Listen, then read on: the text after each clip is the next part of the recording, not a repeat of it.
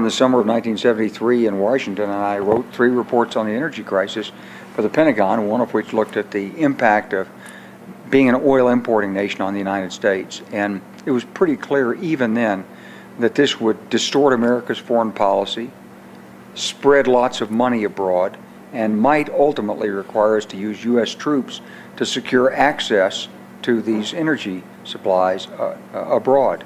Of course, that's exactly what happened. This led then to the creation of Al-Qaeda, 9/11, our invasion of Afghanistan, the Bush administration's decision to invade Iraq. It's led to expenditures of a couple of $1 trillion and more, much more to follow, and we're not done yet.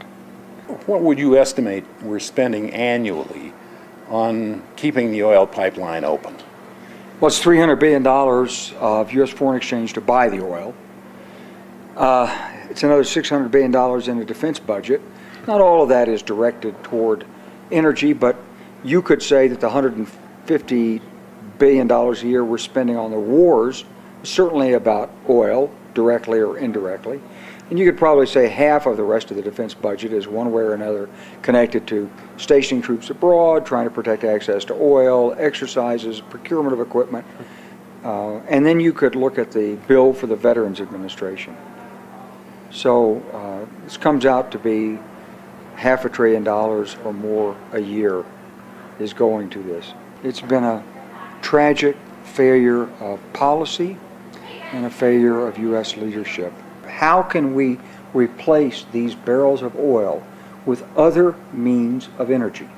The alternatives now are there now in biofuels, compressed natural gas, electric automobiles increasingly, liquefied natural gas, coal to liquids.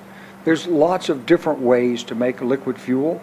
So I think that it's a matter of struggle for political organizations. I think it does take the kind of movement that you've talked about. I think you have to mobilize young people. I think you have to, not just young people, but young people in particular. After all, they have the most to gain from the future and the most to lose. And they need to speak up on behalf of these issues because they're going against some very, very powerful forces. Forces of big oil are the most powerful economic forces in the world. If you look at the entire wealth of mankind, the value of oil reserves in the ground, it's like $170 trillion. It's the most valuable commodity is currently priced in the world. You're going against people who control those reserves. So this can only be done through a mass movement that overturns the established structure of energy markets.